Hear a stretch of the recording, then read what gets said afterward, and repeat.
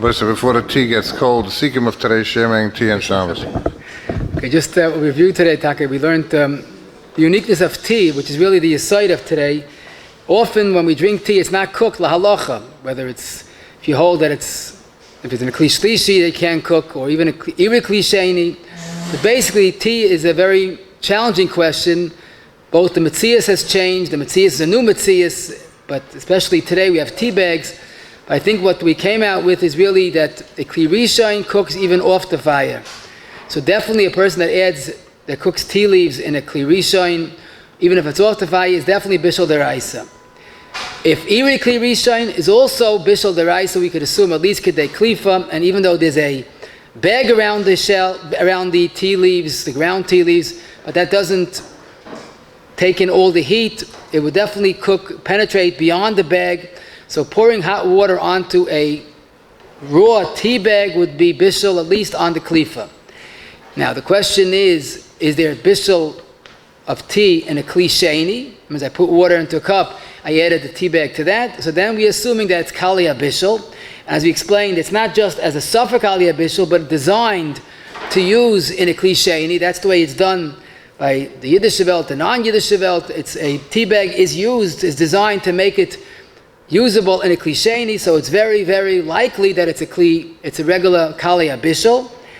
It's not a tavlin because that's the actual food, and the reason why there's no bracha of bar priyadama is only because of a different svar, because it's a mashke, but a tea is a real kaliyah bishul by its design and by its use, so we could even assume even iri kli sheni would cook a tea bag. The big question is a kli shlishi, which is hot, can it cook a tea bag? So this is the old machlokes. If b'chlal this bishul by kli shlishi, I would say most paiskim hold if it cooks, it cooks. If it's hot enough, it cooks. Rav Moshe goes with the sheet of other paiskim that kli shlishi cannot cook anything. So that would be totally using a tea bag in a kli shlishi. We did suggest making tea bag with lukewarm water and adding it to a kli sheni is problematic, not because of the water, but because of the tea essence that was really never cooked. It was just extracted. Instant tea is fully cooked, so you could even make iri kli rishon onto the instant tea, but with machmer kli sheni, and then maybe kli shlishi al seveya. But basically, instant tea like coffee is fully cooked. Rather, coffee, they're starting to make a coffee that has some coffee grind which is never cooked, so that's of course a problem. But tea, instant tea was cooked fully, and therefore ein bishul acha bishul. When you're preparing a tea or hot drink, you could use the same cup, reuse that over for your drinking cup. So really 1,000 people, as we explained, could make hot drinks and only have one cup that will not be used. You don't have to have 2 cups per person. Reusing a tea bag is fraught with difficulty. I can't say it's asur l'chol hadayis. The Pri Megadim was makel, but it has to be that it was fully cooked the first time, and we can't really know that for certain. The preferred way of making tea from essence is cooking it before Shabbos and keeping it on the blech so it's hot. If you couldn't do that or didn't do that, so cold tea scents can be added to hot water in a coffee cup in the kli sheni, which is really the first cup that you have, because the water will not be cooked once again, because kli sheni does not cook water. Plus the water was cooked, but beside that, water cannot be cooked in kli sheni, and the sense was already cooked before Shabbos. I forgot to mention, but if a guy or a yid made tea be'issa, so of course the tea is asa. What's considered made tea be'issa?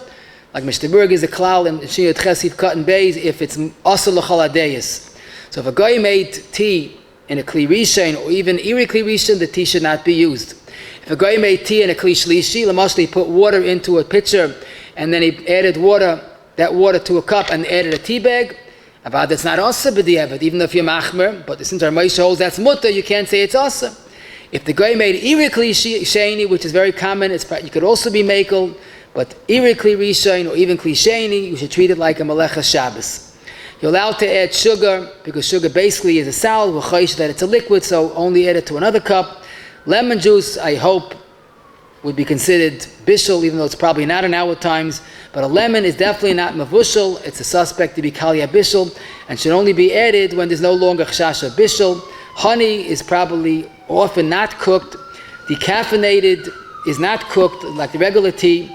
When I mentioned boyer, I mentioned boyer from a a chaynik. Of course, there's also boira pulling out the tea bag from a cup of tea cents, but that wasn't the share today. But basically, boira is shaykh in a few different ways regarding tea. We'll talk about it at a different time. And it seemed that there's no problem of bishul akum by tea, either because the water is the ikka, whatever that means, or because the guy made it with an iri klisheni or klishlishi, and that would not be a halacha dika bishul regarding bishul akum.